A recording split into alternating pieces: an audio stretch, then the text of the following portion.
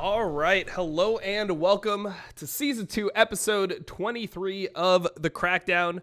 Today we have Abbedagge with 100 from 100 Thieves with us here today, or Abbedagge as everyone says now on the broadcast, which apparently pisses off the whole world in Twitch chat. Can you give us some clarification? How do you want your name pronounced from now on? When I first made it myself, I was just saying Abbedagge, like it's the German pronoun, and then like people started picking it up, like they said Abbedagge, and like when I was in Turkey, they said Abbedagge, and like it's like every country has their own way of saying it, and like I just kind of accepted, like I liked it that it has like kind of its own touch for everyone, and Okay, so it's when left when up it to came to NA, interpretation. when I came to NA, I just said like you can pronounce it Abbedagge, and then like I don't think the casters pronounce it exactly like I said it, but like I don't Okay. really mind. All right, all right. I Okay, appreciate though that he's like, accommodating. It reminds me of that classic story where obviously Kobe, the famous American caster, went up to Uzi I and said, "Oh, how do you say your name?" A lot of people in the West, don't know if it's Uzi I, is it Uzi? And essentially what he said was like, "Say whatever you want, you stupid American pig dog." Like, Uzi, but then the translator was like, "Oh, you can just say Uzi. Yeah, that's okay." Kobe was like, "Oh, thanks, cheers." And he was like, "Right, is he out the room now?" So yeah, probably similar to that. Same story. Jesus Christ. Okay, so Abbedagge comes to Something like NA, that. and he's already getting the Uzi treatment. I mean, he's effectively NA Uzi, and somebody who's in the front running for an MVP, one of the definite MVP candidates here in NA. But the place where I wanted to start this actual episode was with your relationship with BB, because normally when I do episodes like this, I try to go through like some level of prep and just go back through the wiki and see if there's anything really interesting, like players that you played with really early on in your career. Yeah, tons of ex-teammates that have like LCS, LEC pros, yeah. Of course. And one thing that I didn't know is that you actually had played with BB before you were on that Royal Bandits team in Turkey. So in 2016, you're already playing with Broken Blade. And it's really interesting to see like relationships actually last that long in esports where people are still like joining teams together. And, BB said that you were one of the major reasons why he decided to join Shalke was the fact that you were already there. So I wanted to get a little bit like just more information on out for him then. One whole split. Cool. Yeah, exactly. He stayed for one whole split. I guess he got a year and a half actually. He was there last year as well. To be fair. By the way, he did also play as well. I will just say, just because we've got a lot of American viewers, a lot of low IQ people who probably play Fortnite. I'll just say as well, he also was playing in a classic tournament in Germany. That's just a funny name in English. It's called the Meisterschaft. Now that actually is just it just basically means like your Masters series or Cup or something, doesn't it? But it sounds really good in English. Just sounds funny, doesn't it? The Meisterschaft. Yeah, so, yeah, definitely. So can you tell us a little bit more about like how you met BB, how you guys became such good friends, how much influence like you guys going to Turkey and then coming back together in 2021 was that just like you want to play with one of your best friends, or did it all just kind of fall into place? We first met each other by like me and him were like 15 or something, and we hit like higher elos in solo queue, and then I don't know how it happened back then, like in the German league, but amateur teams would like look out for people from solo queue ladder and pick people up, and then like one of our managers just put me and BB in the same team, and we started playing like some qualifiers. Even like there was like these online tournaments. Mm-hmm. I don't exactly remember what it's called, but you could win like a $10 pay save or something. Maybe go for a LOL type cup, Yeah, if you remember those ones. Holy moly. Damn. So we played that stuff, and at some point we got promoted to the German league, like the first German league, because before that we were just like an amateur second team of a German league team. And then we started, when we played in the German team, we also simultaneously started playing in a Turkish Challenger Series team, because back then that was possible. You could play like in multiple different teams, and then Okay. our goal was to promote that Turkish team to the first league, then the TCL. So we traveled to Istanbul together, played that promotion tournament and made it in the end. And then like we finished. Oh, wait a minute, wouldn't you be like 16 or 17 at the time you're doing this? Yeah, I was 16 when we were promoting it, Okay. the team, and 17 when I joined my first Turkish team like full time. What did you say to your parents when you were like, "Oh, I'm just going to go to Turkey and play the League of Legends team and try and promote them to the first division"? Like, "Oh, see you then, son." Like, what the like? Did they know about esports?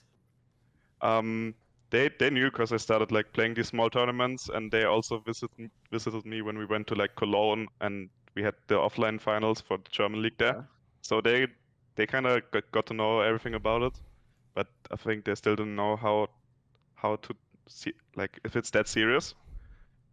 But when I got 17, and then we had that opportunity to play for the team that we promoted, I told my parents that like I really don't enjoy the school that I joined right now, because it was like a special field kind of, and I didn't know if I'm gonna enjoy it in the first spot. And then like I didn't like anything there, like the teachers, environment and stuff, and like He I means thought like a specialist subject, guys. He wasn't in like Xavier School for the Gifted, like X-Men or something. He just means that he was doing some really hard It's subject, like, you know. it was something about like chemistry and nutrition study or something. Okay. I don't know how it's called exactly, but I was like saying to my parents, "Fuck it, let me try it."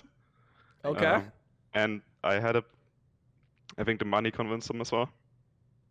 All right, just throw that in at the end there. Yeah, he has got, listen, clean hard cash. Like, all right, good point. Yeah, in that case, it's fine. Did you I use said, it? like, I want to try it full time right now, because like back then I thought this is like a one-time opportunity, or like generally like trying to go full time in esports. Oh. But I didn't consider like just waiting a bit for better opportunity of finishing my school. But technically, you never finished school, or at least that part of the schooling or whatever. You just left it in the past and you've never looked back. I finished like middle school, but not like a higher. Okay. Man, Thorn, these players are so young these days.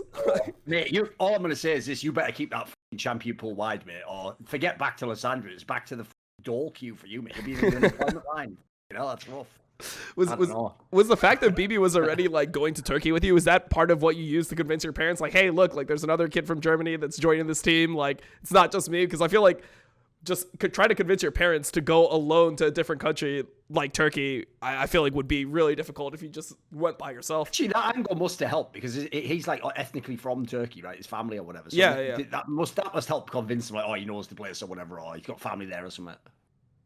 I think it was partly that they also knew like part of the managers that was like involved in this project, because like we had that guy who was our German league manager, and he was also part of that project because he was also Turkish, and like we promoted with him, and then like my parents talked to him at the offline events, and they also knew BB, and they knew that this is not like it's not shady. I don't know, like a vague thing or like not real.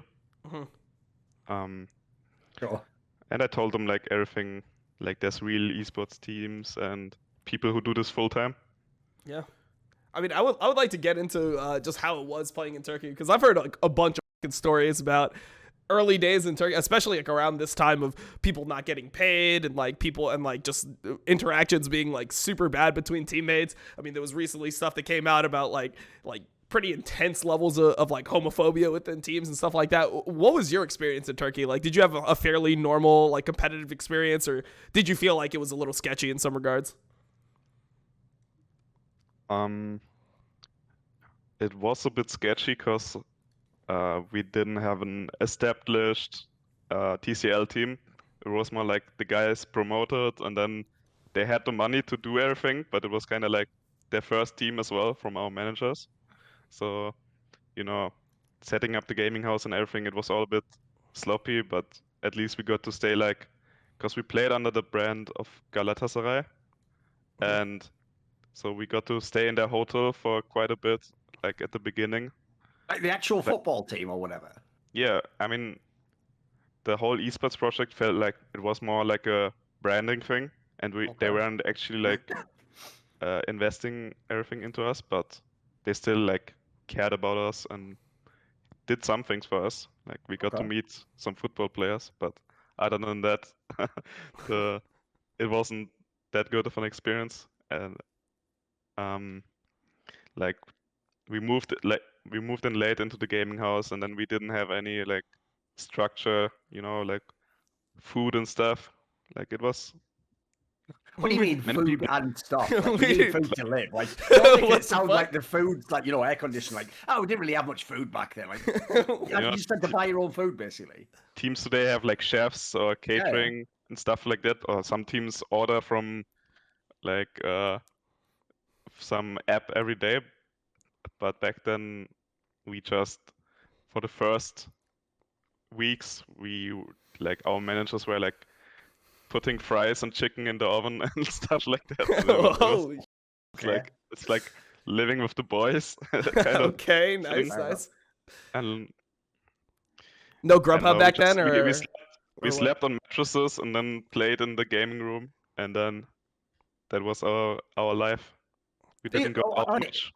Here's the thing. Normally, when that happens, right, but you succeed, people always spin it as like, it's a positive, like it built character, like I sort of appreciate now that I have money or good things and stuff. But, sometimes it can just be the case that, like you say, it sucks that you just go through it. Do you actually look back, do you look back fondly on that period? Like, do you actually think that, like, going through that sort of period, sounds a little bit like going to university for the first time, actually. People have never done that. You have to like, learn to look after yourself. You usually stay in crap conditions because you don't know how to, like, do your room. You haven't made a proper bed or whatever. Like, do you actually look? Was it good or was it bad? Because I could go either way that you're describing it. I mean, I think I could have chosen myself a better path, but I don't regret that I went through Okay. everything, because at least I got to appreciate like all the good things about having like a good quality of life. Like, My God, I mean- I thought he was gonna tell us some like some interesting like situations about how like Turkish teams like practice or something. It literally just sounds like he went to prison or something. Like He goes. It was a little bit sketchy. I mean, they had no food and I didn't have a bed. But aside from that, like they gave me air and sunlight. So I mean, to be fair, like at some point we started getting catering, and they took us out to team dinners and stuff, which is normal nowadays. Mhm. But I mean, even myself, like I didn't know what it's like to be in a full-time team, so I just kind of went with it, and it wasn't horrible or anything like. But we were just really, and we relegated that spring split. oh Jesus, okay. I don't know, bro. Like our roster was just not that good, and like me and BB, we were just like coming directly out of school, and we didn't know what you need to do to succeed as like a full-time pro and stuff. Mhm. Yeah, I mean, Jesus. So, I mean, one thing that we could jump to from here is, I mean, this is where I believe you met Closer, right? Like in Turkey, this was No. like, oh, you didn't meet Actually. Closer yet? No, that was a year later. Okay. So wait, this is 2017 that you're talking about then? Yes. Wait, let me yeah, check. that's what he meant. He meant the first team, not the Royal Bandits one. Yeah. I was talking about the first team. Yeah. Yeah, 2017. 2017. Okay. So you guys relegated, and then eventually you end up joining this Royal Bandits team that has a bunch of like people on it that everyone knows now. Wasn't hype back at the time, but Closer, BB, yourself, Freeze was on that team, I believe, as well. And I think that like you guys ended up placing like second or something. Like you guys ended up losing in the finals with this team. What did you think about like this team? Did you have like a feeling that all these players were going to end up being successful, that they were going to be good, or did you feel like maybe the team capped out and like you guys had just already peaked? What was your mentality towards like your teammates at that time, because a lot of them just become really successful in recent years? I mean, I kind of joined this team as like a new piece, because like I left my other team in spring to join this Royal Bandits team in summer, and then like they changed mid-jungle with me and Closer, because before that they had 2 Korean imports, and they already did pretty well that spring split where they finished second, but they had some problems with the Koreans or something, so they had to replace them. Yep.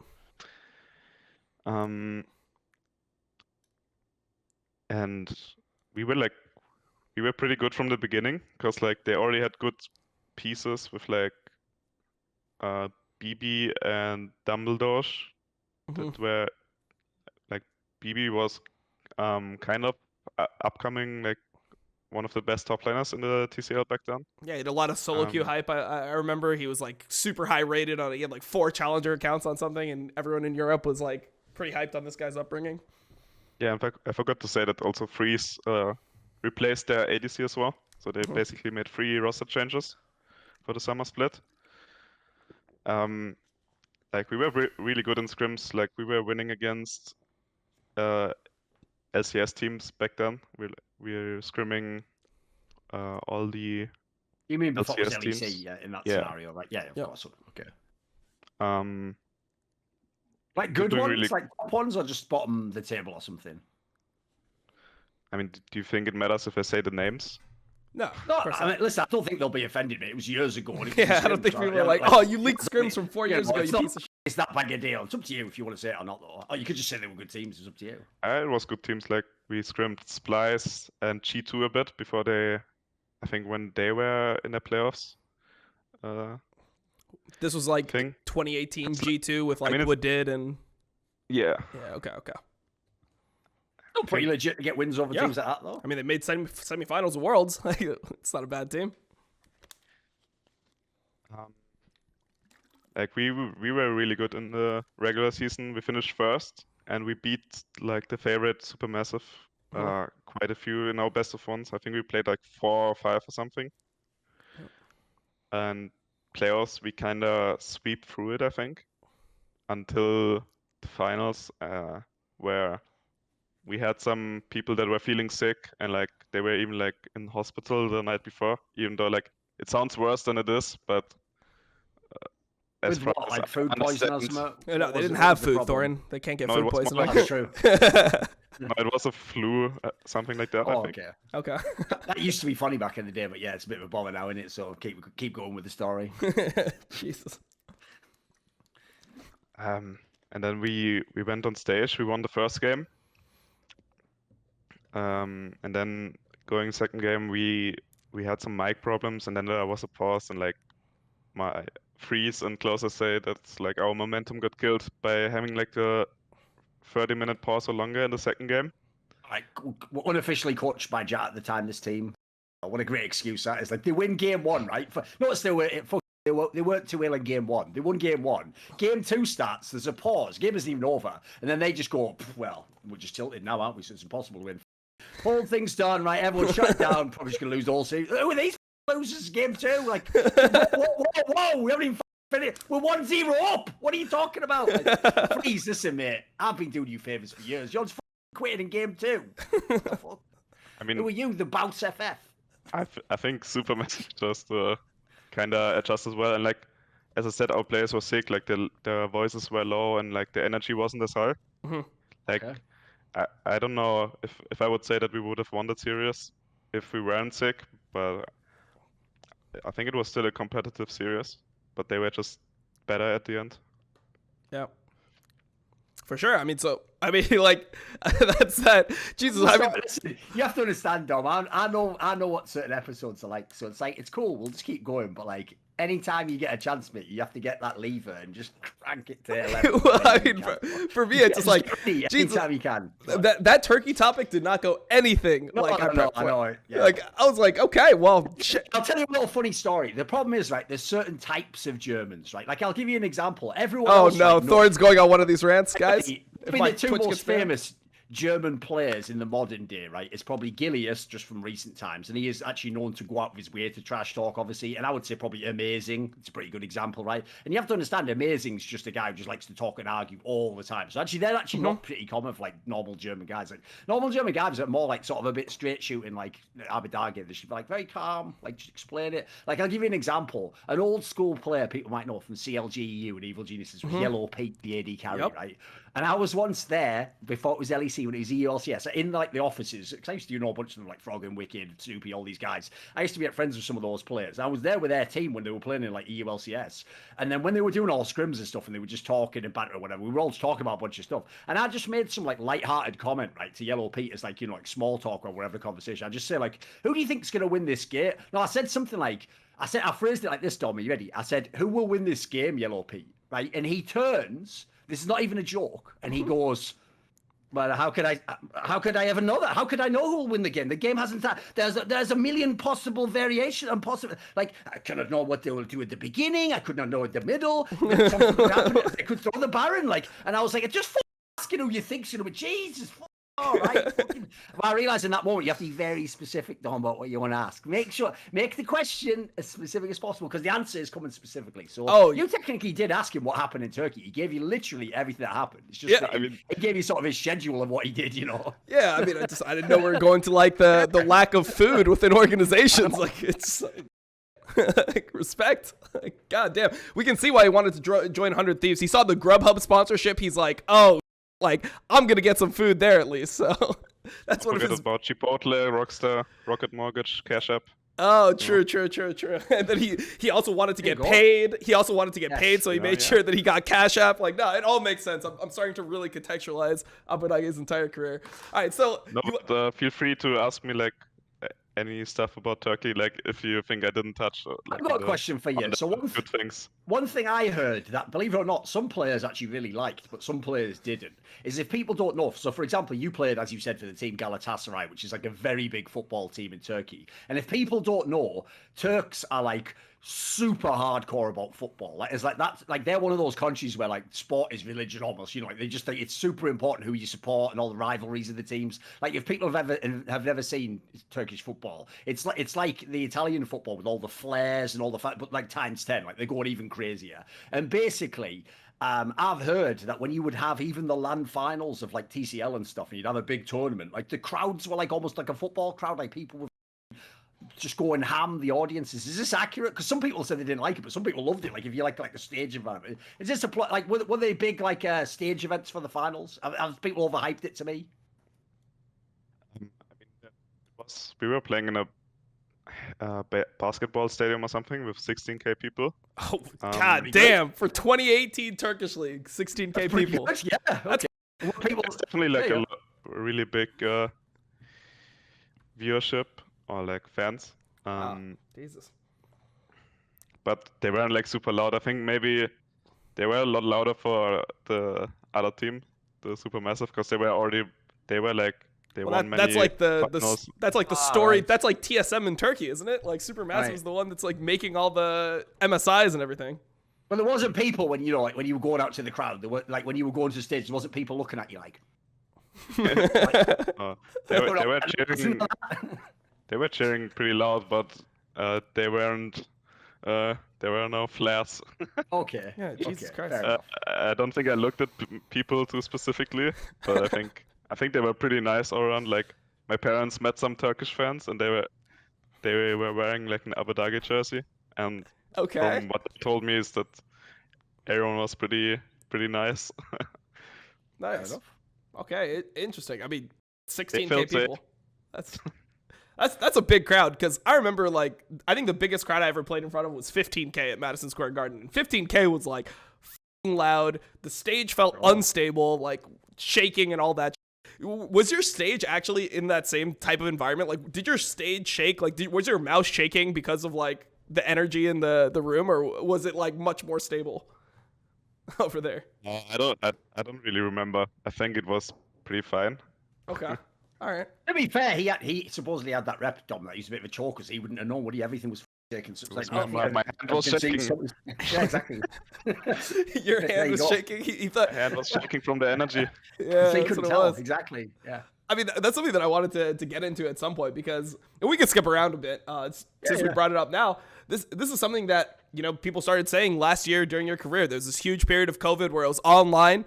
As soon as things went online, your team started picking up a lot, at least in spring, and then in summer you guys started doing pretty well, and you were just smurfing. Everyone was like, oh, it's Faker Dage. And the narrative that people had was that you were just an online player, like you couldn't deal with playing on stage, and that you could only deal with playing online. So what was your opinion of this? Did you think that this was valid at all? Like, how did you approach this type of criticism? I thought about it, and I think that I'm not really a joker, but sometimes I'm feeling more confident sometimes, and like I don't know how to make the timeline the best, but I felt like I had time periods where I played well on stage and like in offline finals, and then I had also times where I played bad in offlines, and then like I had times where I played bad in online and times where I played really good in onlines, you know? So Yeah. if people just see like black and white, like they saw me playing bad in 2020 Spring Split on stage, and then they see me like playing really well later, and then like they kind of make it from that. I mean, obviously it will come from like parts of 2019 as well, where I think Yeah. I wasn't that good. Problem with that is though, mate, like that also ignores like like think about that, like that was like your fourth split that you'd played in LEC. The more splits you play, the more confident you're going to be, the more uncomfortable you're going to be. Obviously, as you said, like season 9 was a rookie split. You played with all like different players, etc. There's loads of factors. I agree, by the way, with the way you characterized it as well. I don't think that many people are actually like straight up chokers. To me, people who are chokers are people who were in that scenario, like let's say like 5 times, and every time they just fall apart. They play really badly. To me, like most people aren't that great actually online and aren't that great at playoff scenarios. Like there's very rare people who are just amazing from the beginning and amazing all the time. And it's more like there's that handful that, and the problem is because we're comparing you with those people, that's the key context here. Like they're not comparing you against any random guy in an ERL, right? They're comparing you against Perks, Caps, Humanoid, whoever's mid lane at the time, whoever the best absolute players are. So the problem is against those players, yeah, you're more inexperienced. You haven't been in as good a teams. You barely played any playoff series at this point in time. So there's other factors as well. This ties in though to another topic here, Abbedagge, which is in the first year of your career in season 9, when you were brought into that team, and people remember there was that whole bizarre scenario where you came through in that like class of 3 people, which was Nemesis, you, and Humanoid, and it was about who picked who. And the bizarre detail, based on what I've heard, is that actually of the 3, it was Humanoid that was sort of left last, and that's why you ended up at Mad Lions, even though you ended up being the one that won the championship. Basically, some people thought you were like underperforming in the first season, right? Because like Nemesis is off in Fnatic and they're one of the top teams. Even the Splice team with Humanoid was pretty good. And one of the things is, cause I think you yourself maybe even in an interview said something like, "Oh, I'm a bit introverted," or you know, I don't talk as much, something along those lines, right? That's basically, I don't know if you know this, but that has just stuck with people ever since. Like ever since then, people just every time they were talking about, they would just be like, "Oh, I'm sure he doesn't talk," or you know, he's just like, he's probably like, basically they made that like the static narrative in their mind. What would you say about that topic? Because maybe it connects to the two. People would assume as a result, oh, if you're very introverted, then you'd be afraid on stage, you'd be afraid of playoff scenario. Is that overblown? Is there still some of that element in your personality and how you play, do you think? What do you think? I think for me, there's like many different factors. In 2018, like in the TCL, I was like a good TCL player, or like one of the best. And like you could also see it on stage because I felt really confident in the finals that I could carry this series.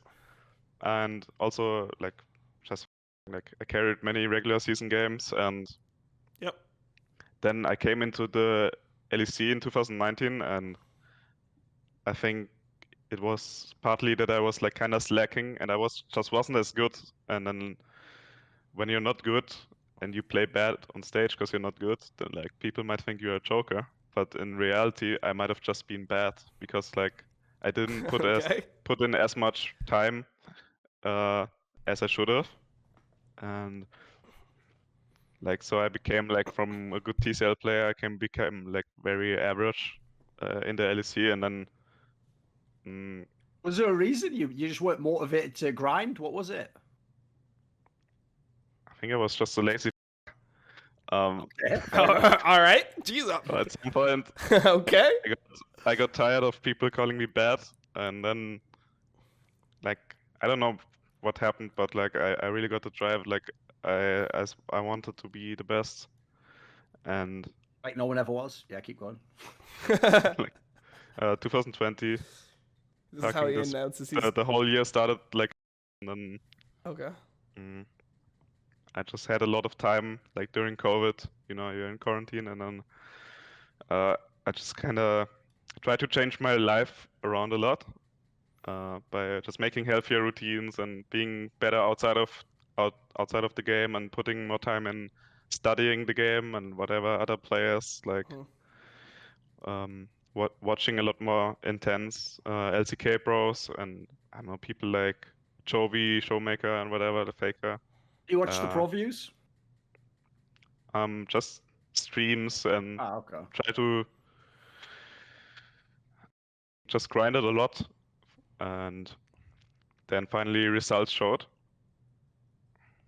Were you lazy up to were you lazy up to this point as well, or was this like a specific thing where you like burnt out from your time in Turkey? Like when you were joining like TCL teams and when you really wanted to like start becoming a pro player, were you somebody who's just really naturally talented where you just ended up on the teams because the game came easy to you, or were you grinding in the beginning, like up until this period in 2019? I think at some point the only thing I did was like grinding solo queue until like 2020. Like from 2017 to 2020, I was only seeing the value of like grinding solo queue. But even back then, like after the time, I realized that I could even play a lot more solo queue, and that like I wasn't even trying that hard. But I think from that, I was just like a naturally gifted solo queue player. Like my best strength was just my mechanics, but like I wasn't very smart or anything about the game. So at some point, I just realized what I have to work on to become better. Yeah, I mean it makes sense. I'm just surprised that was like the period of time where.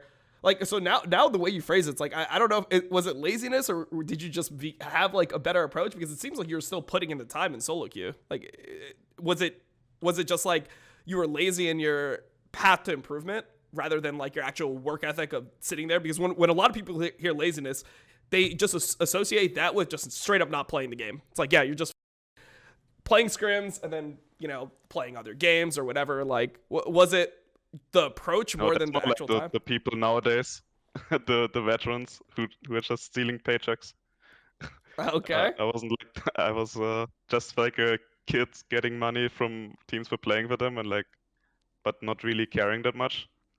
I tried to not be bad, but like I didn't strive to be the best, which like many people will see is like disgusting or something.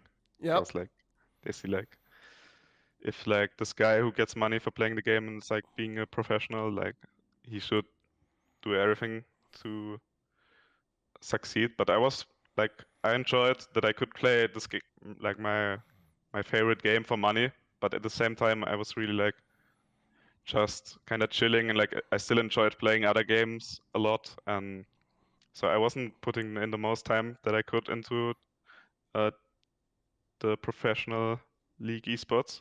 So it's pretty common. Like, basically, the reason why some fans will always hate that is because they always say that thing of like, but you should try the hardest because that's someone's dream. It's like, find me that person. Like, oh, hello, it's my dream. Well, you must really suck at the game then, because I just put the phone and I'm already a pro, and you're just sat at home on Reddit. I've never understood that angle. It doesn't make sense.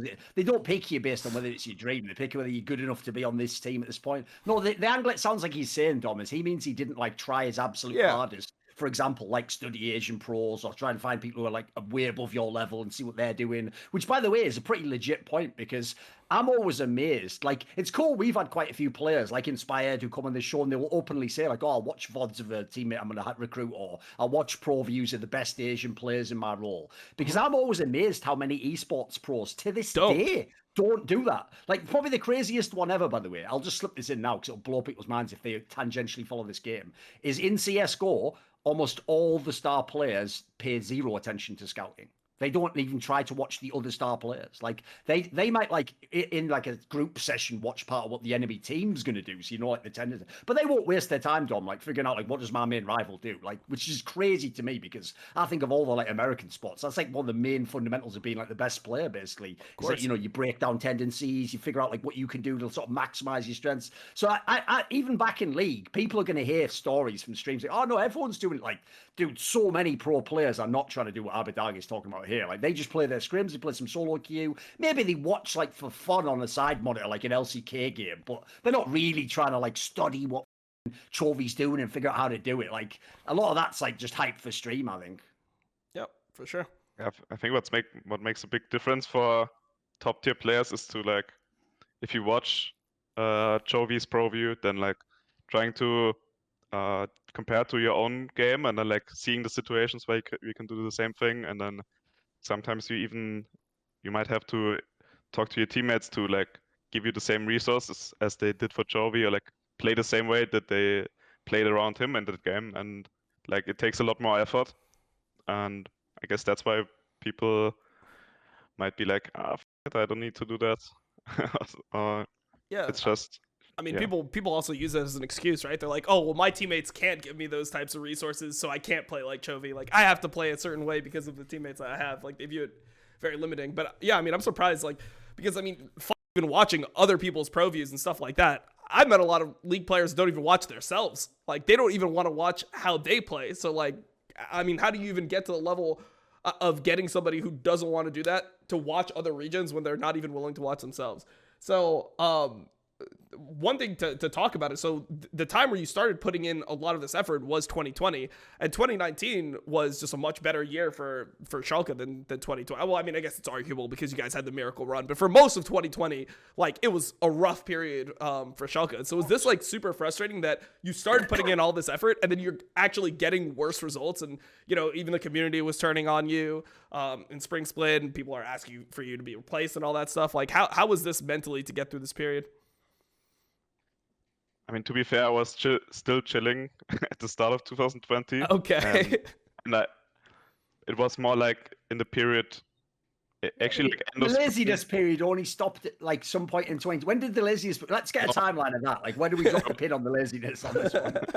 It was like halfway through the Spring Split, I think, Okay. Fair enough. Okay. when we started doing online, because I got a lot more time to think about myself and where I want to take this.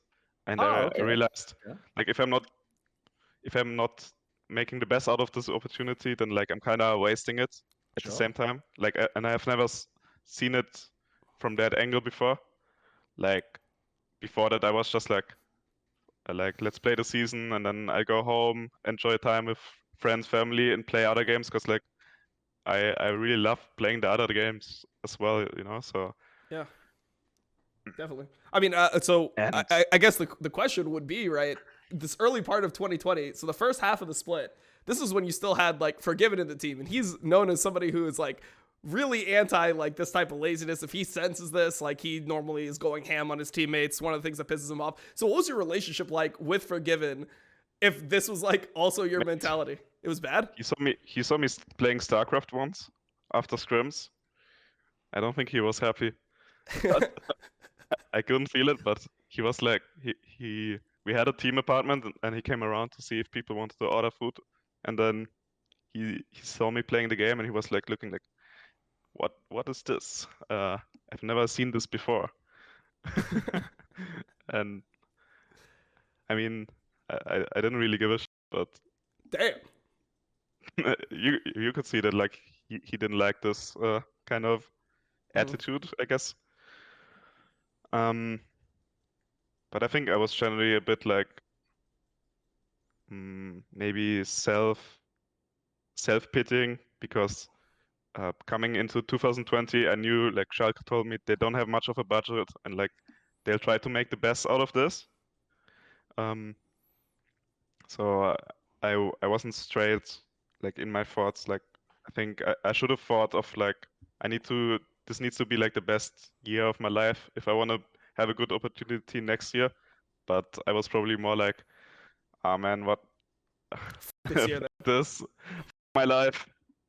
Why does my team not have money to give me the best roster? But like, you know, I should have just thought of a more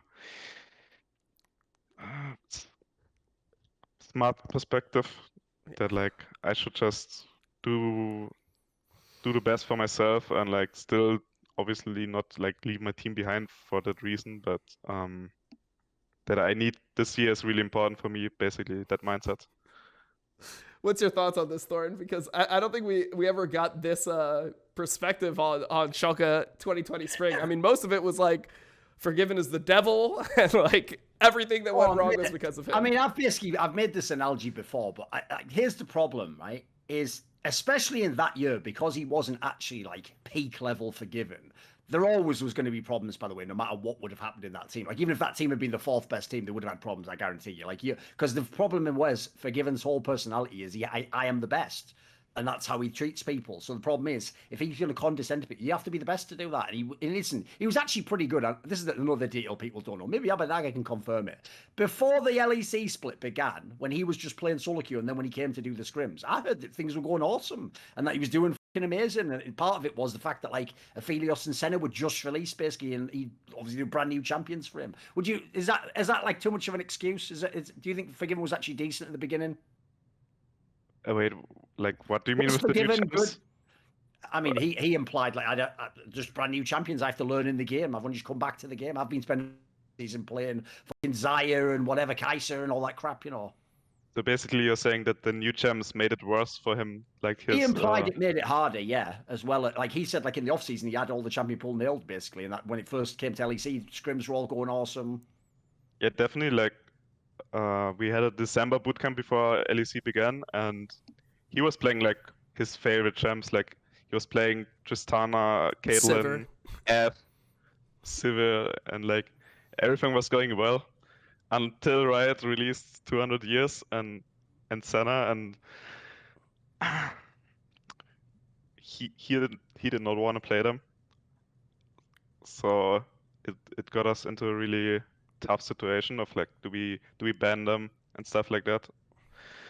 I remember he tried to play Senna. I felt like the vibe of it was like, oh, well, I can't play a supportive champion because like I need to carry this team. Was there any truth to that?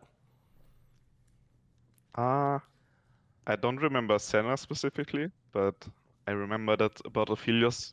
He said like in a team meeting that he doesn't want to play this champ because he thinks that he can't manipulate the wave or like the bot lane himself that well with the champ, and he doesn't trust us, the team, to cover him for that weakness. Like that's because he would rather play like Caitlyn or Ashe, where he can like push the wave himself. But like I don't even know if it's not even true, right? Because like Aphelios has all the tools, and he was 200 years, so like you don't even need a team. So I'm not gonna. Basically, Forgiven's pretty famous for that, just picking one champion. The classic example in the rest of his career was Kalista, where he just refuses to play it for some reason, even though, you know, logically it should totally be like his favorite champion. No, the problem that I was going to get to was this: I've always thought, right, people like Forgiven, as much as they can be an arsehole, because they're so direct and blunt with their nature, they're also basically the best symptoms if there's a disease in the team. Because if there's a problem, they're not just going to sit back and just chill. Like, it's going to be a problem for them immediately. So basically, I'd heard some of the stories about this exact lineup. Like, I hadn't actually heard that, like, Abbedagge specifically is lazy or whatever the fuck, but I had heard that, like, some of the players don't even play the game that much, and then some of them, like, in scrims play normally, and then when we go on stage, they just play like massive pussies, and they never go in, and they just let the other guy have, like, a sort of priority in the game and advantage and all these sorts of stuff. So to me, I think there was always going to be problems in this squad. Like, it sounds like the problem with that team is the personality balance was pretty off. It seems like it was a lot of kind of like quiet players and then Forgiven basically, and then Odoamne is sort of like in the middle, but it's not like a super vocal guy necessarily. What do you think, Abbedagge? What were the problems with Forgiven if you had to nail it down? Can't have just been in the game, right? It seems like it was bigger problems than that.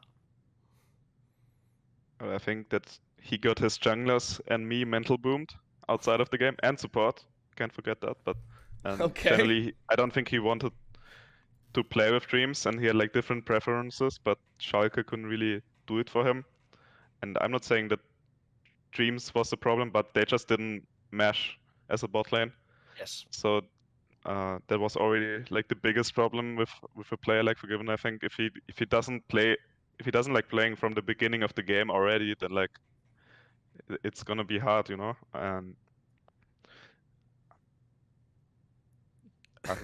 was there anything specific that mental boomed you, or was it just like the overall environment was just like something that you couldn't succeed in, like the weight of just having that much negativity in the atmosphere?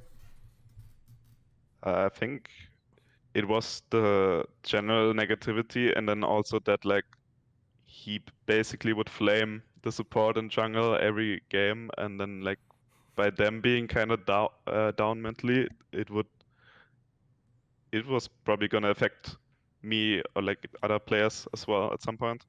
Okay. Oh, let's talk a little bit about the jungler in that situation, which was Gilius, because people are wondering what happened to Gilius right now. So you guys played in 2020, replaced him, came back later on in summer. Then you guys went on this massive miracle run. He's performing really well.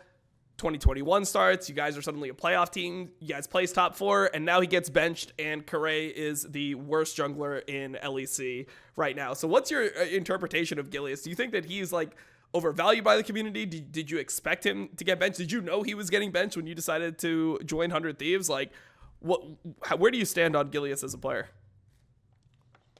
I mean, to be fair, the 2020 like spring season when we were scrimming with Forgiven, we were also subbing in Lorox, or like they were kind of sharing jungle position. So it was like they were taking bullets for each other of getting flamed in scrims. But I mean, generally, I had the impression that like Gilius and Forgiven were like kind of friends. Okay. So, but your other questions, I didn't know that Gilius was gonna be benched.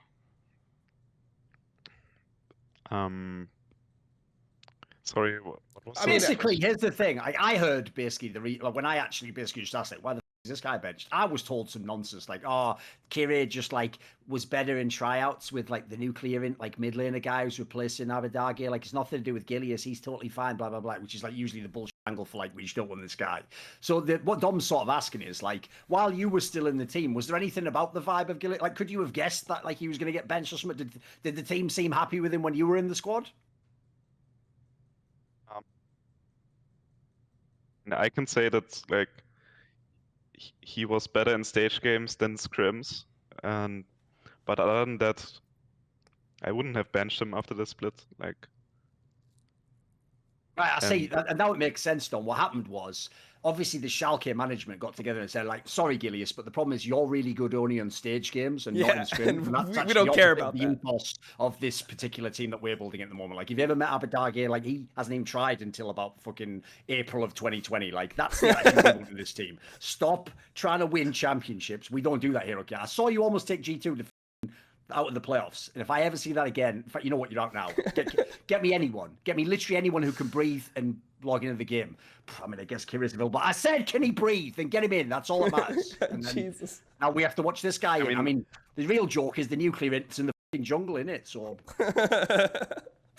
I can just say maybe they thought like their ceiling would be higher, and like I don't know, maybe it was true that like they thought if Kira is better in scrims, like they might have a better ceiling in playoffs. But you know, like even though I have like close connections with like everyone from Shalke, like I cannot tell everything, you know.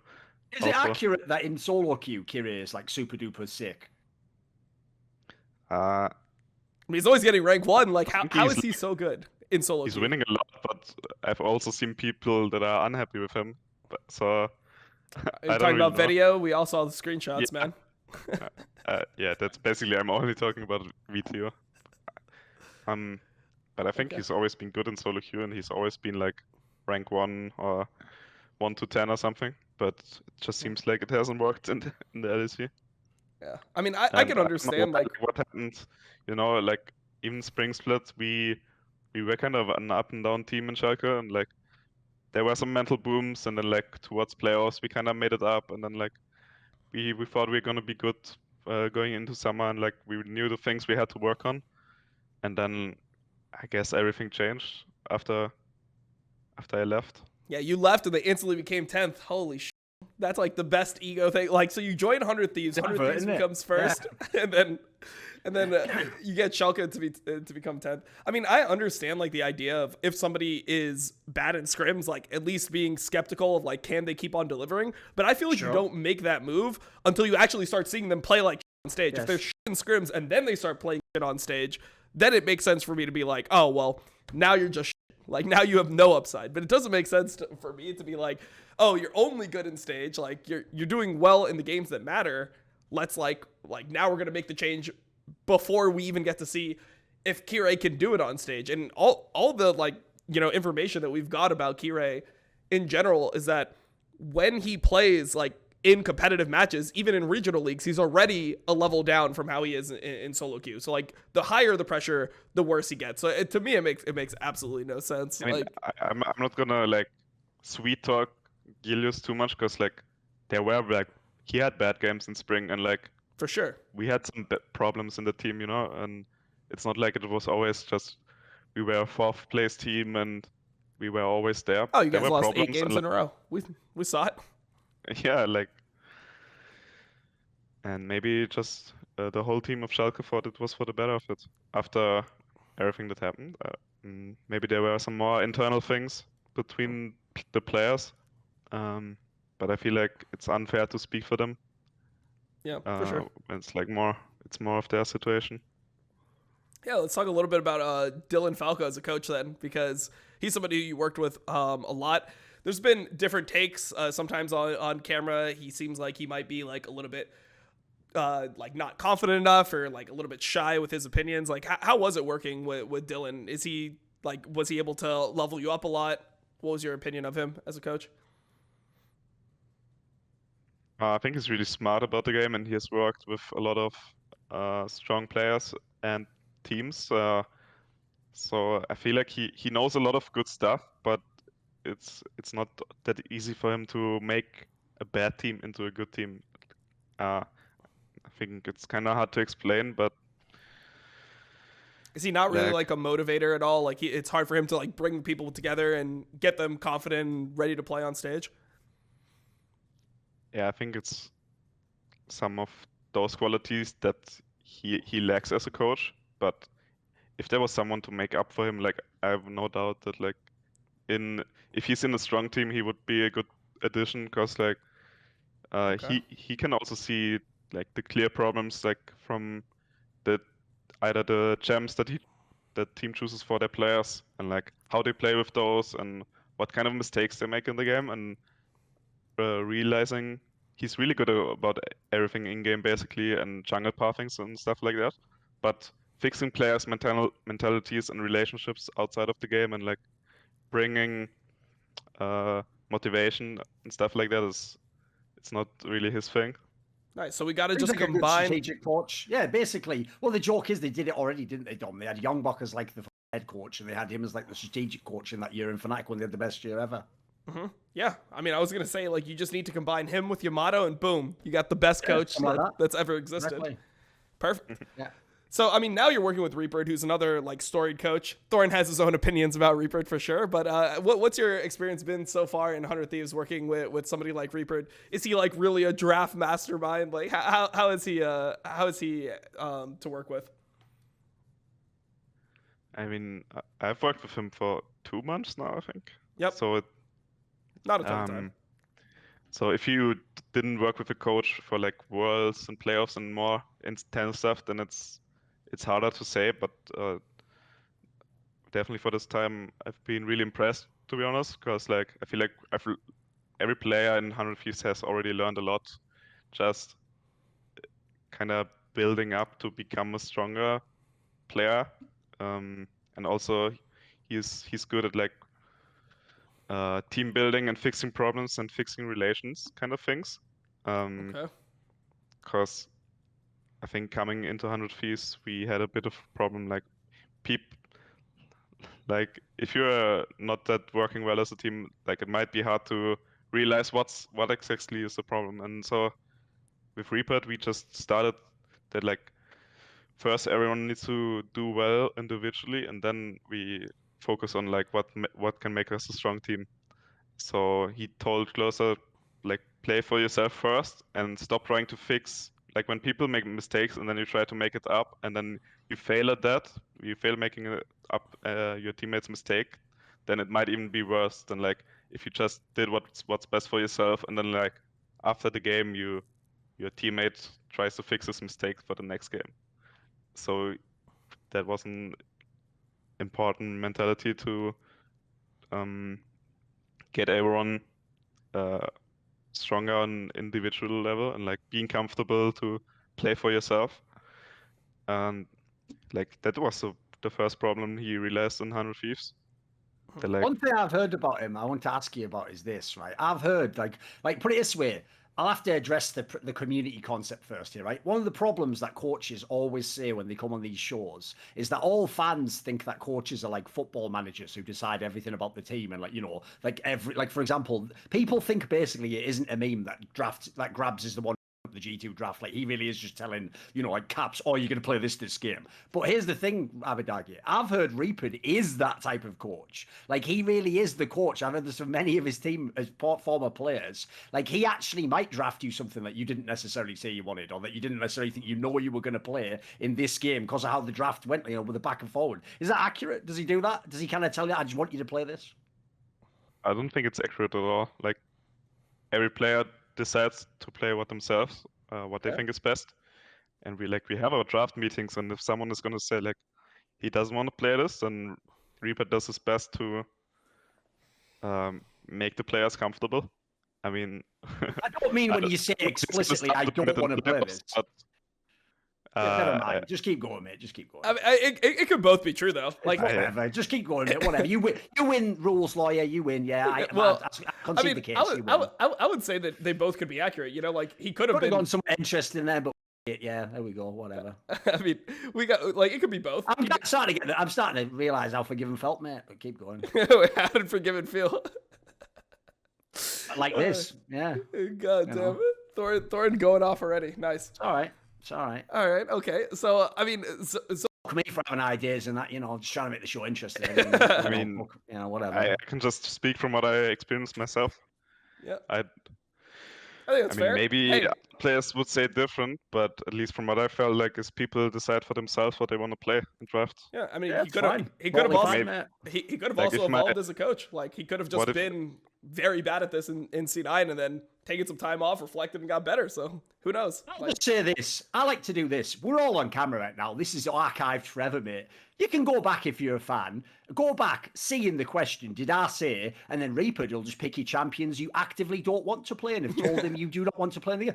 I'll just let the jury decide. The jury can tell me whether I said that or not. And they did. They'll know I didn't, of course. But it's whatever now. Here's the thing, Abbedagge. We'll just keep it rolling, mate. We don't have to get stuck on that one question. We can go to the next one. It's all right. we can go to the next one, which would be about like some of 100 Thieves' issues, because it seems like right now 100 Thieves has really good early games, and then around objectives, you guys seem to fall apart. Like there isn't really like clear decisions on like how to take Barons, how to take Dragons, when things are contested. Obviously, it's NALCS. Sometimes people will randomly into you guys, but I've seen like multiple different examples of like, probably the most egregious one would be the FlyQuest game, where Closer's hitting Baron, everyone else is trying to turn, the team gets like kind of aced. He's like Closer's like 11-1 or something ridiculous in that game. So he ends up turning the situation, but it like doesn't look clean. Like, how do you think that like a team approaches these issues? Like, do you see like any way where the team is going to improve this and like actually be dominant in playoffs? Like, how do you think about like this issue as somebody that's currently in it? Because I've been in teams like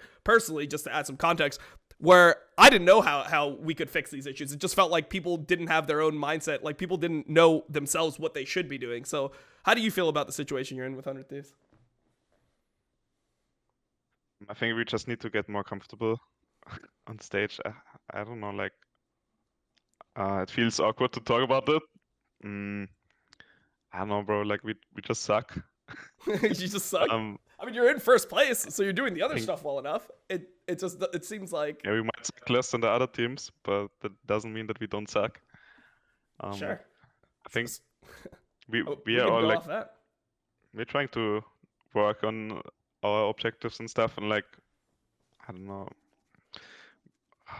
I think that we just sometimes get uncomfortable with like the position we're playing, and then we're forcing ourselves too much. Do you guys have like do you feel like there's like a dedicated like leader in the team? Do you think that's like who he's the one that's controlling it? Have you guys like delegated, or are you guys just kind of like trying to still figure out who are going to be the people that are going to like call these situations? We don't really have a leader. Okay. But I think having a leader is kind of like a stereotype thing. Like you don't always need a leader as long as like, I mean, at Sure. least I that's mean, what I I'm feel. not really talking about People like can still be on the same page, like, but you don't need someone to shoutcast everything what you need to do, you know? Yeah, I'm not really I saying feel that. like, I mean like more for the situation because like obviously people are going to talk at different points, but sometimes there'll be teams like where, for example, I'll give you an example. Like RNG is known for like having Ming be very vocal around Barons. Like he's the one that's calling, "Are we turning? Where are we going to turn? How are we going to accomplish it? Are we finishing?" Like you're going to have like people like that. So is there like anyone within the team that you feel like is specifically suited to like overcoming this issue? Like is it like, oh, everyone just listen to Closer, like he's the one with the smite, he decides like how we're gonna do the Baron? Is there anything like that? no, but Okay. I think that would definitely help us. Sure. I don't know, Ask you a man. question, Abbedagge. What about this then? Why not you? Why aren't you more of the leader? Because here's the thing. I have a philosophy in esports games that goes like this. If you are the star player, now in your case, that's just because of the mid laner. Like in loads of the games, you get the best champion, you get the resources, like you're fed in a lot of these games. Whoever the star player is, whoever the person basically who gets the resources, on some level, as you say, they don't have to be the shoutcaster telling everyone what to do, but they should at least be quite vocal, in my opinion, about what they need in the game at that point so that they can carry the game, you know. Like, would you say you do a good job with that? Have you tried to develop that? Like, it sounds like an area where I the think better you it's are at that definitely aspect. something I have to work on, and we already talked about that. Like, we have to work like on the individual parts of how we want to play make around objectives. Like, if you're fed, then like you might want to look for the flank yourself and direct your team around that. And like, it's something that I'm definitely trying to work on. I think that's part of the thing that will make our setups better around Drakes and Nashes. But I think especially for like early objectives, I feel like we weren't focused that much on like becoming that good at like at objectives, and we've more focused on being strong individually. But I think we are for playoffs we are gonna focus way harder on that and like how we include everyone for these players. Definitely. Do you find that actual stage games in LCS are very different from the LEC games? Like the feel of the game, the meta of the game, etc. I mean, I feel like definitely people will run in, make a lot more mistakes than in LEC, but I feel like generally the level is not that different. Like people will make mistakes if like one team pressures you well, then like at some point one team will start choking. And I think the biggest difference is probably the top teams. Even though I'm not really sure about that anymore, because I feel like in 2019 and maybe 2020 the gap between the top teams might have been bigger than it is now. Because I feel like if I see like C9 versus Rogue, like in talking about like spring split, or like C9 versus another like G2, then I feel like G2 and Fnatic have dropped their level, and like Mad Lions and Rogue have become better. So I think it has evened out a bit. Yeah. So I mean, I guess I would ask you is like, how do you contextualize like NA not doing that well compared to EU, even in like MSI, right? Like if Cloud9 looks like they're a pretty decent team, you can't see any noticeable difference between them and Mad Lions. Why is it that Mad Lions, like in your mind, performed way better? You think it's like NA players choking internationally? Like, what do you think is the issue that is preventing people from performing at that level? Is it just actually just being slightly worse, but the gap is not that big? Just love to know how you see it. I mean, to be honest, I feel like watching this MSI felt weird because like I felt like C9 was just massively choking. Okay. And then like Mad Lions was playing pretty well as far as I remember. Okay. Like, I think that's fair. but I don't even know like this is a whole new C9 roster, and I don't even know like are they actually like a top team? because I feel like even in spring they weren't like as convincing or dominating in the LCS. Yep. So there might just be a chance that like maybe NA is weaker this year as a I've whole. got a question for you. Is Perks weaker? I think.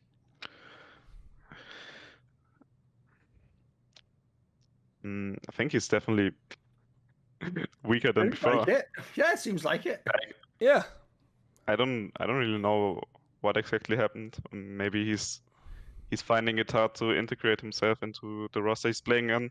Maybe he's just not trying as hard as before, but like you could definitely see that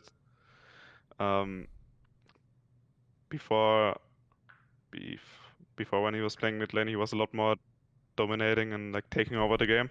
And now it just feels like he has to watch his teammates and then like he might eventually join them, depending on the game. Pretty good job in that TSM game I saw. Oh yeah, he's been doing his fair share of hinting. I know. And he was playing the champion with the 7 flashes, as I always joke. Yeah, it's true.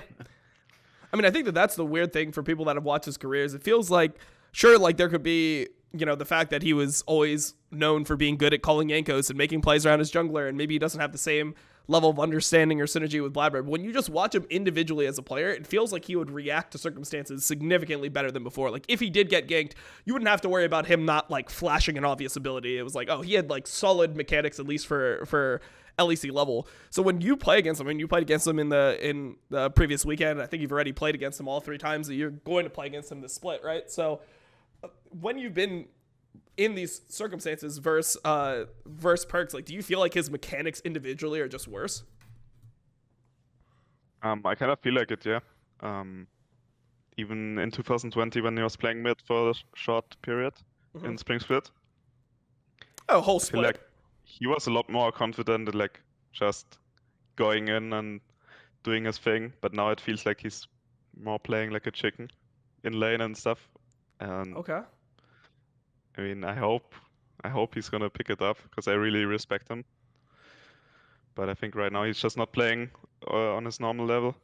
Oh, I mean, look, I've heard it. I know people say that people are too negative about North America, so we're gonna change it up. We're gonna be positive on this stream. So let's ask you a different type of question. Who has been the most surprisingly good player that you've played against or played with since coming to NA? Was there anyone that you didn't think was that good and you started playing with or against and you're like, oh, this guy's actually insane? Is it Fudge? Maybe FBI? Like, is there anyone that really stands out to you that you think is like a world-class player? I need to think. I think that FBI has really surprised me because I feel like he's a lot different from what you would imagine coming to NA, because like I feel like players wouldn't be as aggressive and like kind of confident that they're just gonna win their lane and outplay their opponent as him. So I think he's really surprised me. Does he have a big ego? I think he has a healthy ego. Okay. Fair enough. That's good. I mean, I like hearing the players have ego. Like, if ever I hear, oh no, this player has no ego at all, it almost strikes me as like a bad thing, because I feel like if you're gonna play, especially AD carry in a game and you're dominant, you need to have some level of ego to be like, give me the ball, so to speak. Like, just No, the logic of your ADC is like, right, you all peel for me and I'll win the game for you. I want my ADC to think that, oh, I'm going to smash every lane, just give me my champions. That's what you want.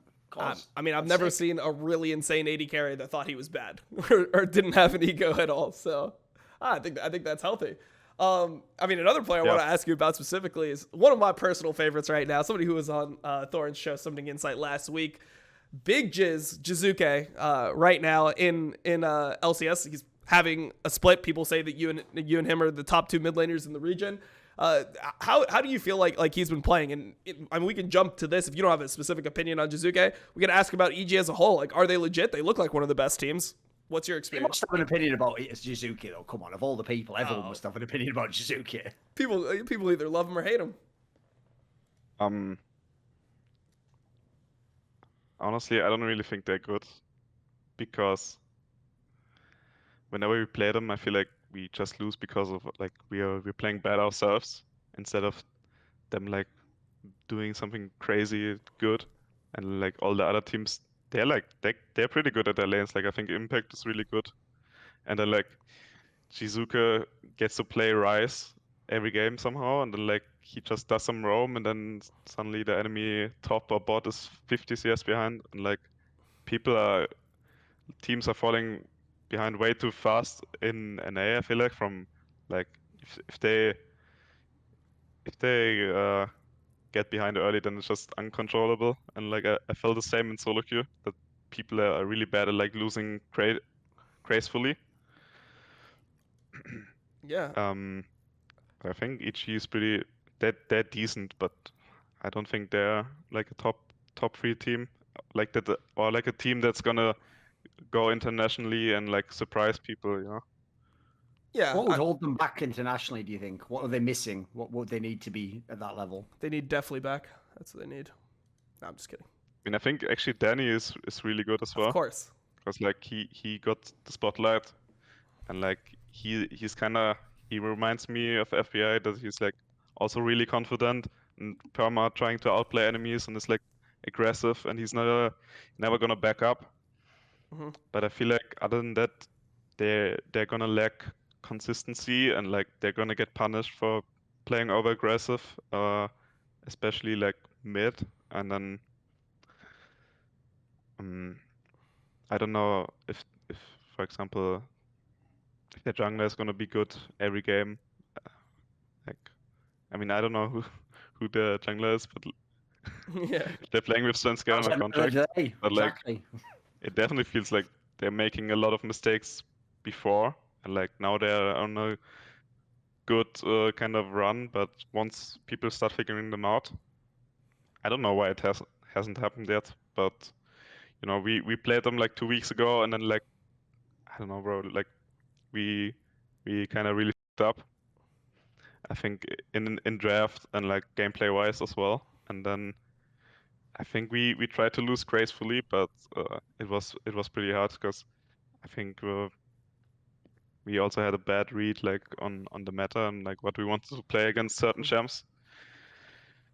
And I can see that. I'm just surprised that you think that they're like not really doing good things, because for me, I feel like they're like one of the only teams in NA that's active and like does like 4-man dives or 3-man dives early game. Like, do you feel like a lot of these are just actually not like great plays that they're going for, and they're just going unpunished because people don't normally react or like see that much aggression in LCS? I think so. That's part of it, and I think that's also like the play style that fits them the most. Like level 3, level 4 dives, like that's literally Jiizuke's playbook from Vitality. I'm pretty sure in 2018. Just pick Carbo Shard or a range top and go dive that with Ryze. Perfect. But once they're not able to do that anymore and play like a slow game against a top team that doesn't fall behind for some random reason in the early game, or because of a bad draft or bad gameplay, if they do well there, then like they would impress me. But Okay, right sure. now, So, I mean, what I would ask you is, like, you don't consider them a top 3 team right now. From your experience, like, you play scrims, like, you obviously have a lot more exposure to the other teams than we do from the outside. Which teams do you think are, like, the best teams in North America? Like, who do you think is going to Worlds from NA? You don't have to be right. It just, if you had to guess. Yeah, of course. Just at the moment as well. it's probably TSM, C9 and us. Okay. Right, let's talk about TSM then. So obviously TSM, also one of the top teams, won a lot of Thorn games. loves TSM. That's Power of Evil, probably the best German mid laner in the LCS. What do you think about them? Okay, come on, man. I don't know, like TSM is a special case. Like they do well sometimes, but then they also look pretty bad at other times. Like they have a game where they punish C9 like early, but then like they are very slow at finishing the game, and then they lose to like the bottom teams. But like I can't really talk because we are like pretty similar. Yeah. But it just feels like they're lacking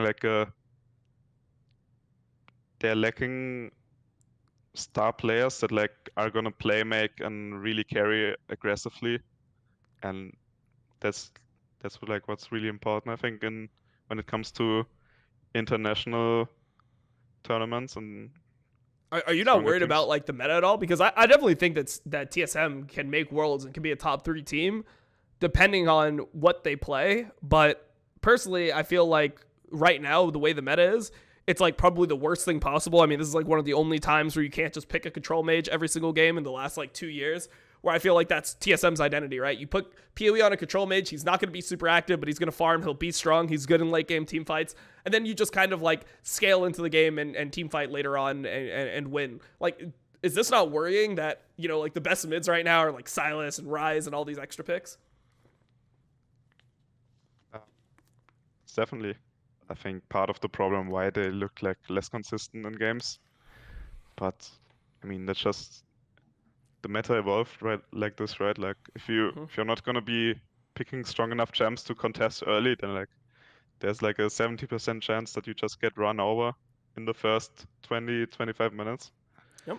And like I think they tried to pick up all these champs for PoE, but it hasn't really worked.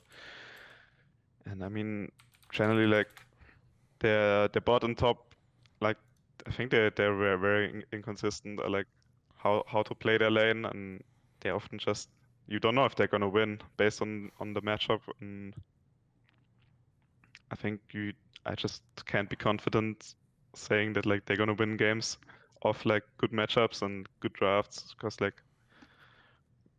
sometimes they're just too passive, or they're not gonna know when to play aggressive. Yeah. I mean, how do you feel about the two teams we just talked about, EG versus TSM, the matchup? Because ever since EG's kind of like honed in on the style, I mean, they've been beating pretty much all the top teams, but they've won the last two matches against TSM, and it looks pretty convincing when they do it. The first one was that contracts game. I think that was like when I started getting on the EG hype train. They had all the level 3 dives, and they just snowballed a whole game cleanly. What do you think about like how these teams match up against each other, the two that we just talked about, EG and TSM?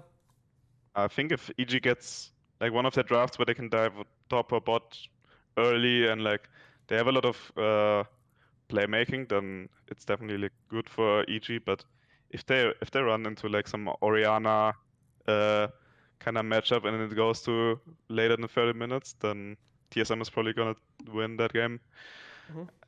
Unless Danny shits on the enemy bot lane for some reason, I guess. Yeah, for sure. I mean, so the team that we've left out of this conversation, we've talked about the 3 that you think are going to go to Worlds, EG, and then the team that everyone expects to do well at some point is TL, right? Like TL had the issues, obviously Alfari was subbed, but I mean, no one seems to think that they're a top team. They haven't had really impressive results. Are you worried about this team at all? Do you think that they're just like dead in the water? What do you think about just TL right now and how they've been performing? I think they have some good plans, but like then they fail to make it into a whole team picture. And like I know sometimes I feel like they're not very consistent in all of the lanes. Like even sometimes if Alfari is winning, the bot lane's gonna kind of shit the bed, or like it just feels like they are all over the place in most of the games. But I'm also not watching these games all too closely, so I'm just saying like from the impression that I have. I think they're not that good at pushing their advantage, and sometimes like if one thing goes bad, I feel like they're not that good at picking up the pace again and like coming back. Yeah, definitely. I mean, I feel like they're similar to you guys, but with worse early game, where they struggle around objectives, but they just don't get leads. So if you like, I mean, Alfari gets a lead, other places are not super far ahead, and then they just end up losing because you lose an objective around a team fight late game, and it just ends up being rough. I mean, I guess this is probably going to be the final question here, but I just want to just get your insight into like just how the environment is and like the facilities. I mean, you're with the 100 Thieves now. They're known to be like pretty well off in terms of the facility that they're able to have, and then like the all the tools that are available to players. Like, is there a huge difference in your opinion from going from a EU team to an NA team in terms of like resources? Do you feel like there's a lot more that you have at your disposal when you're with 100 Thieves? It's not that easy to say because I only played for one LEC team, and it would be more fair to compare if I played for different LEC teams over the years and like experience what they offer.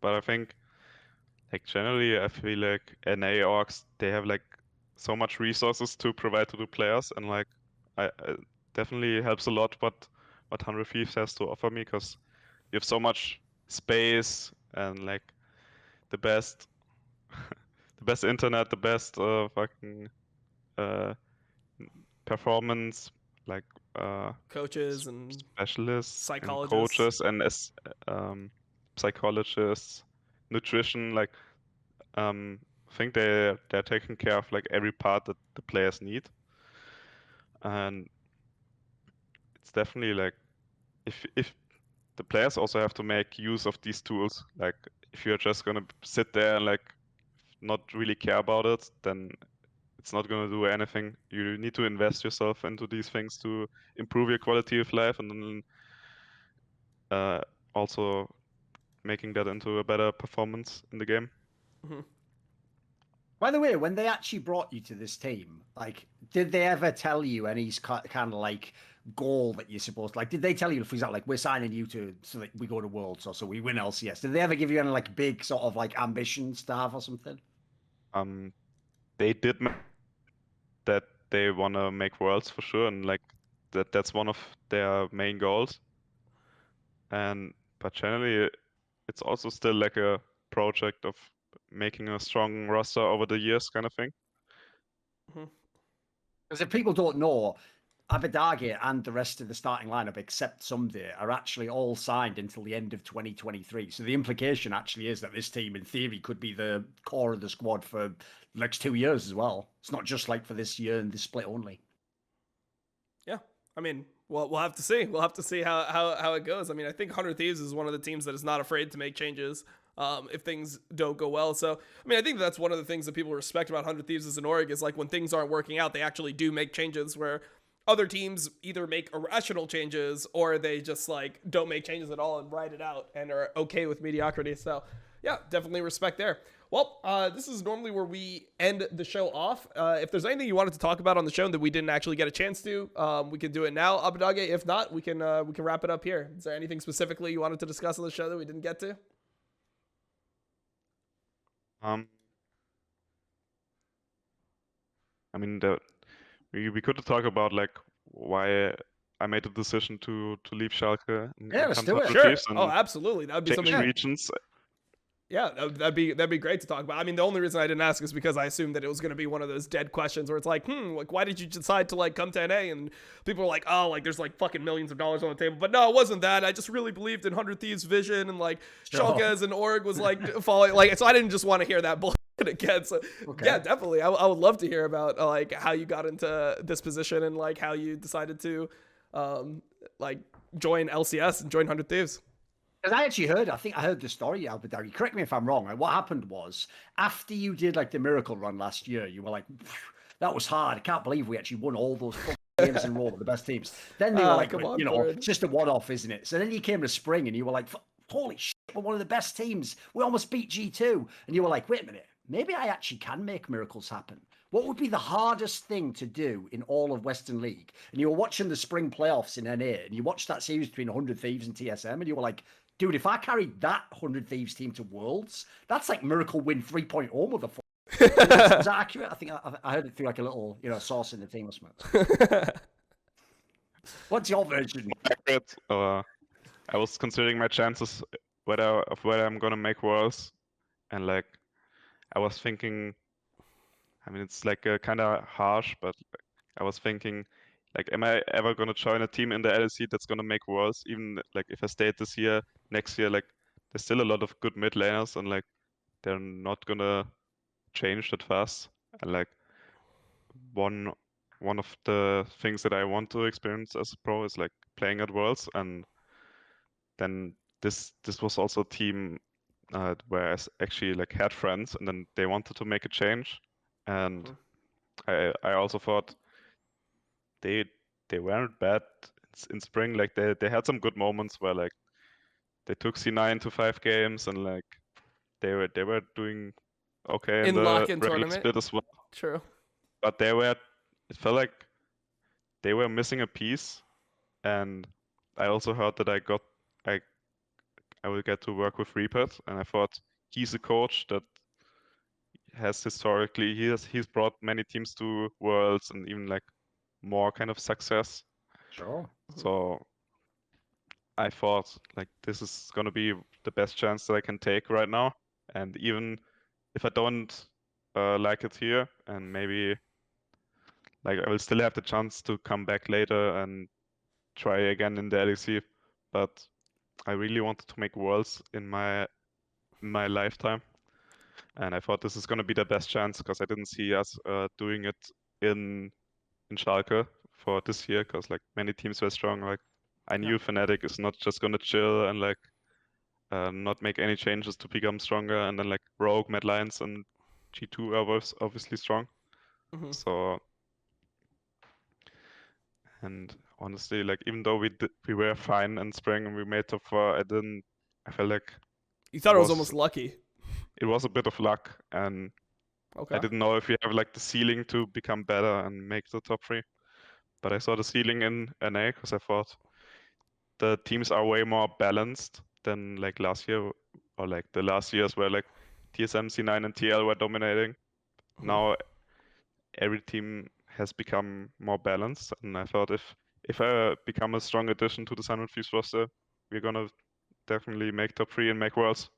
Yeah, I mean, so what I would ask is like, I mean, no one really wants to admit it, but was like the weaker competition at all like a benefit? Was the idea that like, hey, it's just also just easier to generally make it from NA than from EU? Is that part of like anything that crossed your mind?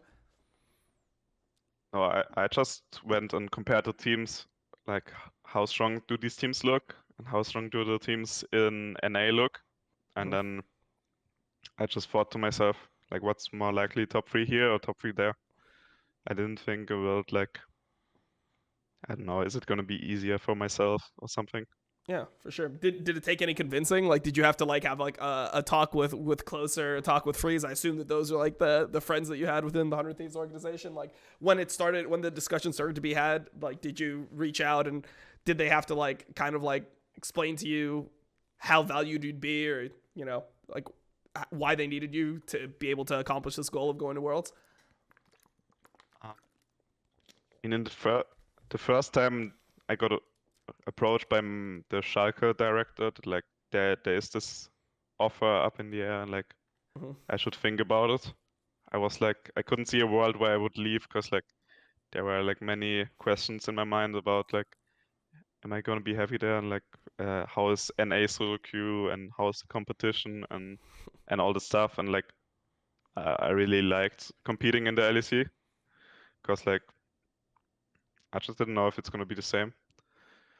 Yep.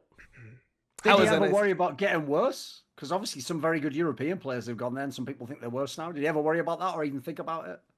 I thought about it, and I thought to myself, if I'm really good player, like I don't want to become worse by getting to NA, and like if I can keep my level or even become better, then that's gonna be a proof to myself that like I can't get affected by sure like a bad environment. Okay. Yeah, that's a good way to say it. I get affected by NAitis.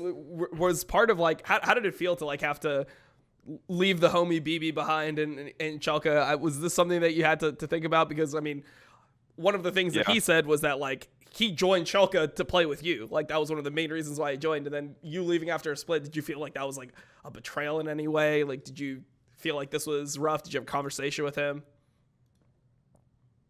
I mean, the first thing I did was having a conversation with BB and like asking what he thinks about it, and he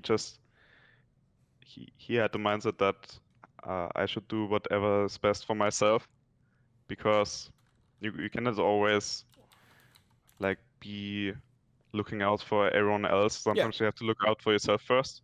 And he thought if it's like a really good opportunity, then I should go for it.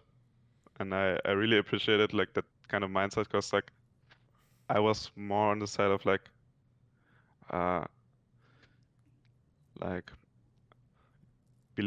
is it really worth to leave behind my team and like not finishing this year and finishing the project that we all started and trying to make like a big jump. But I also really like the just kind of an adventure or challenge to myself to make this big change, and it's basically a change in every single aspect of my life. And I wanted to see like if I can overcome this challenge and do well over there as well.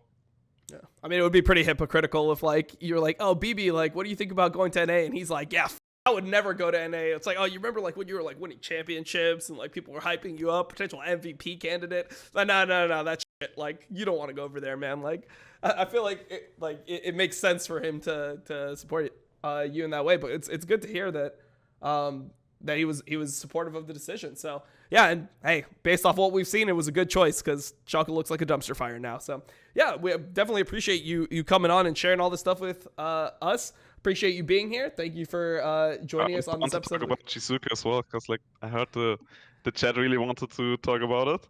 Yeah, sure. Go for it. What do you think? If you guys Let want me to. ask you a question, because here's the thing. I noticed when we asked before about Jiizuke, you sort of skipped over him and didn't mention him. So Yeah, just ask you straight up. Here's the question that the police officer would have to ask in this scenario. Did he flame you? Has he flamed you? Has he annoyed you or something? Abbedagge, did Jiizuke flame you maybe? Yeah, do you have any personal bias? He's typing mad shit, mate. I've heard he's just talking the whole time. Are you asking if he flamed me somewhere? Yeah. Like, did he ever flame you and piss you off or something? I've heard he just loves to trash talk all the time. no, I don't really feel that way. I don't think he ever typed to me anywhere. Okay. Like, Is he a good mid laner? I think he's a very special mid laner. Seems like he has the opposite style to you, mate. He's just super aggro, all in, 24/7, go for every single possible opportunity. I mean, I don't think he's good, but he has these times where he like excels in his playstyle, I think. What do you think his advantage is over other mid laners? Because it seems to be like he's everyone recently. Like, I don't watch every single game, and like, it feels bad that I can't talk about as much knowledge as you guys about all these other teams. But like, I see them stomping bad teams, so like teams that play bad in LCS NA teams? the last few games, and I don't really see them like massively. I don't know, doing anything crazy. It's just What like about this question? If you were to play, yeah, keep going. I feel like they're just fucking punishing like these NA teams, and they don't know what to do against it right now. And If you play against them in the playoffs in a full best of 5, you're gonna just stomp them and you're gonna fucking body Jiizuke personally, right? It might not. Okay, right now I can't say that we're gonna stomp them, but I think we're gonna do well for sure. You're gonna show Jiizuke that you're the better mid laner. I mean, I personally, yeah, sure. Okay. Respect. I don't know. Like, I don't think he's a very good laner, and if he doesn't get his opportunities on Rise, he's just gonna end it at some point. Like, Oh, of course. at least that's like the narrative, and like, if he doesn't get ahead enough to win the game, if he plays into a team comp that just fucks Rise, then like at some point he's just gonna rage split down side lanes, Yeah. and he's gonna get caught 5 times maybe. And if his team somehow gets some fucking objectives in the meanwhile while he's getting caught, then there's a chance they might still win. But like, he doesn't help his team like winning the game in a consistent way. And like, if he gets punished, it can be very hard. And like, that's like the worst case playing against Jiizuke. The best case is you already kill him level 4, and then you kill him level 5, and then he starts the lane or like starts the mid game 0-3, and then you just play from there. Yeah.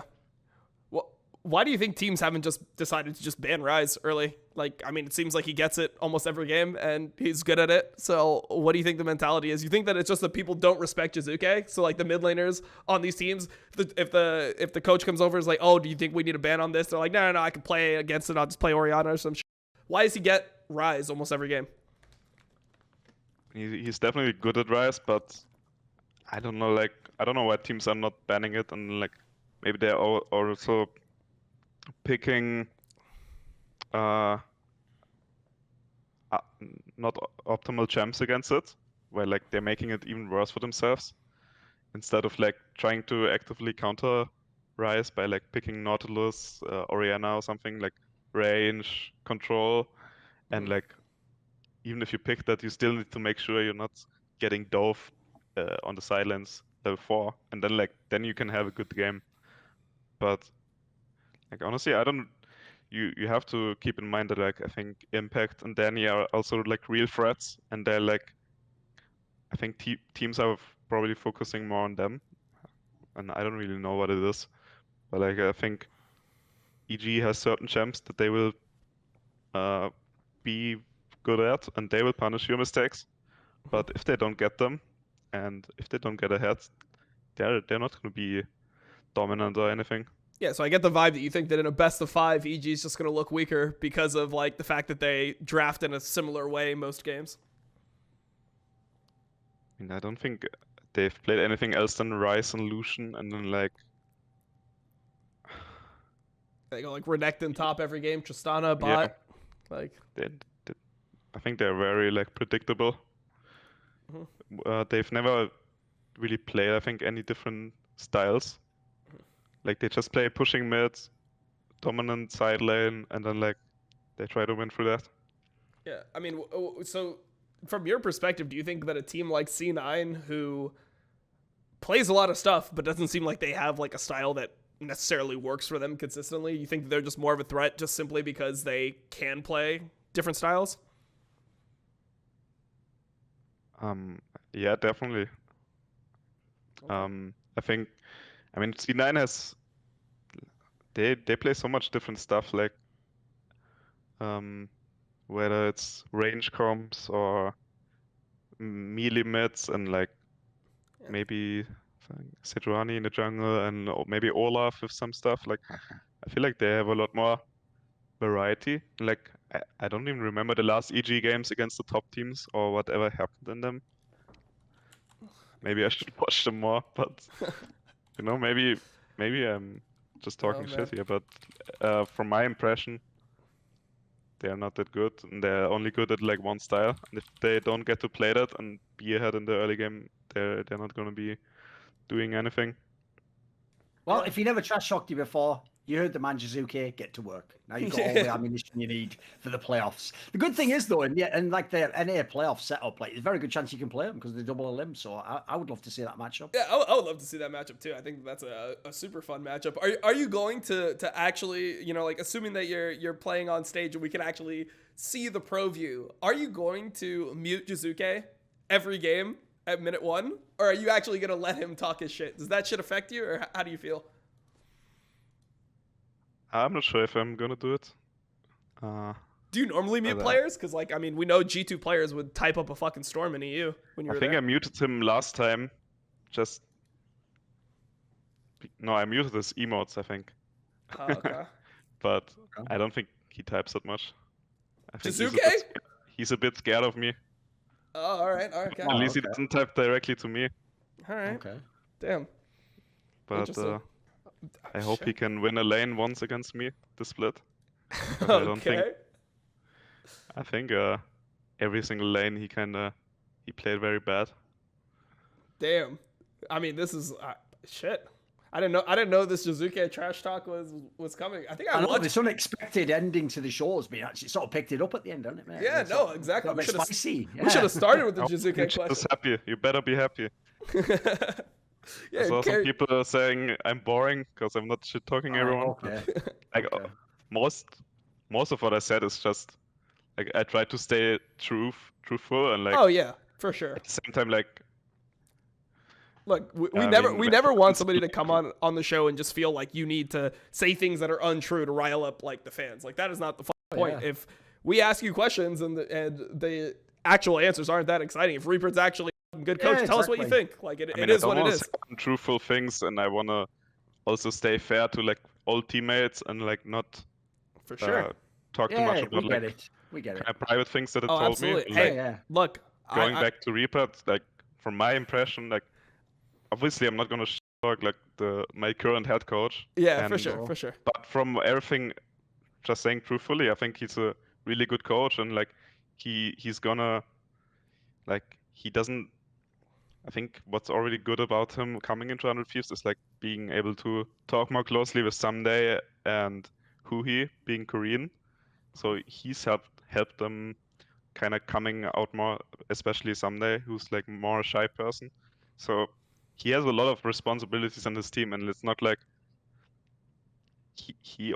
I mean, you can say he made this team into like a first place team regular split, and we like didn't watch the 100 Thieves spring split closely, but I I did. think coming to the end, no one had the impression that this is gonna be a top 3 team No this way. summer.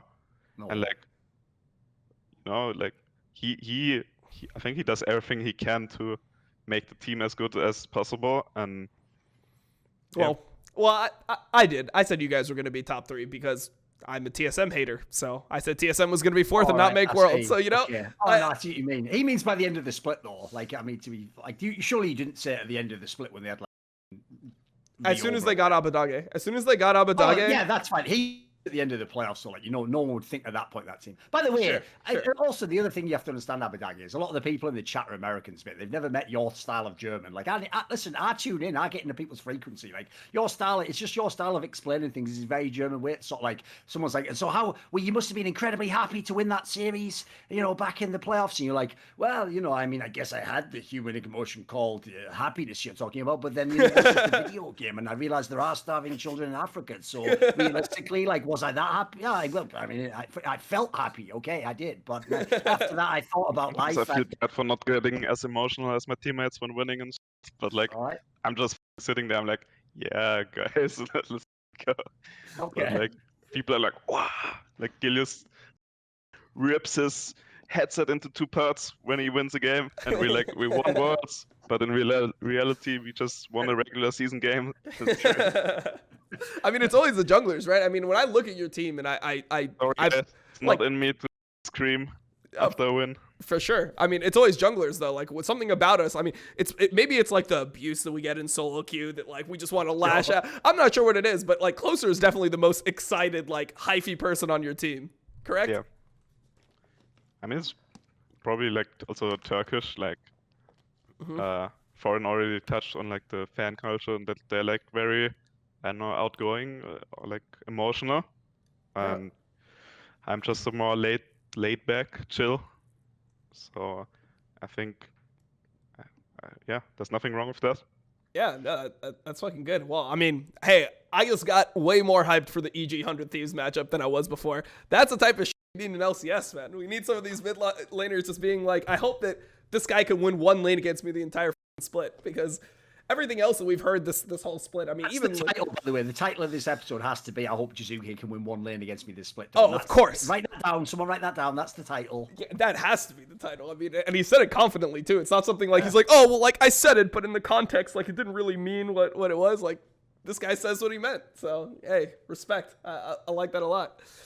I mean, we'll really have to see. I'm actually really excited to see if the teams that are the historic, like, ramping up towards playoff teams, C9, TSM, do end up getting it together. Because I feel like this split has been different than all the others, at least that I've watched from the outside, where it actually doesn't inspire that much confidence. Like, you could tell, for example, summer 2020, that, like, TL and, like, TSM and I mean, people thought C9, like, or whatever, yeah. Yeah, and, like, FlyQuest, like, these would end up being the top 4 teams. So, I mean, now we've got 5, so, hey, I'm down with it. Well, I appreciate it. I appreciate the flair at the ending here. It's gonna definitely make for a more hype playoffs. Thank you for joining us, Abbedagge. It was a good time. Thank you for having me. Yeah, no, great. It's been a great time, and yeah, congratulations on I'm just gonna say congratulations on already winning the MVP of LCS, because we all already know that you're gonna get it. I mean, right. Even just storyline wise, come on. Yeah, this guy's won MVP. All right, we'll see you later. Thank you for stopping by. Have a nice one.